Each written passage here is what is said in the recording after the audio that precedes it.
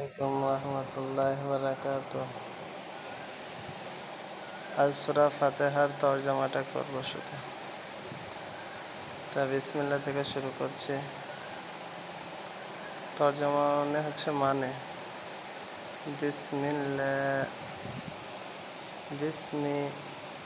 বিসমি মানে হচ্ছে আল্লাহ নামে, আল্লাহ মানে আল্লাহ।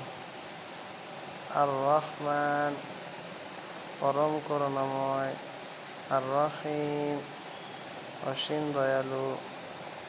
তাহলে বিসমিল্লাহির রহমানির রহিম, পরম করুণাময় অতি দয়ালু আল্লাহর নামে শুরু করছি। আলহামদু সমস্ত প্রশংসা বা সকল প্রশংসা, লিল্লাহি আল্লাহর জন্য, রব্বি যিনি রব অর্থাৎ প্রতিপালক, আল আলামিন যিনি সারা জগতের, আল আলামিন মানে সারা জগতের।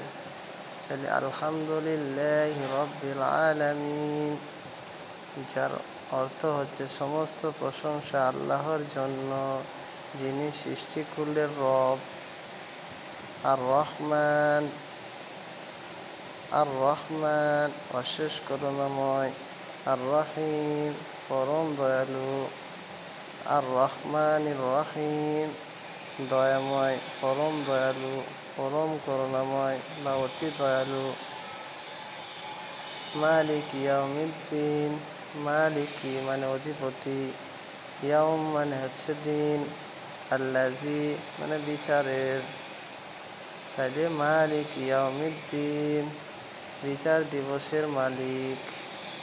ইয়াকা আপনারই শুধু, না'বুদু আমরা ইবাদত করি, ওয়া ইয়াকা এবং আপনারই কাছে শুধু, নাস্তাইন আমরা সাহায্য চাই। তাইলে ইয়াকা না'বুদু ওয়া ইয়াকা নাস্তাইন, আপনারই আমরা ইবাদত করি এবং আপনারই নিকট আমরা সাহায্য চাই। ইহদিনা আমাদেরকে দেখান, সিরাত মানে পথ, মুস্তাকিম সরল সঠিক পথ। তাহলে ইহদিনা সিরাতাল মুস্তাকিম আমাদেরকে সরল পথ দেখান, পথের হিদায়াত দিন।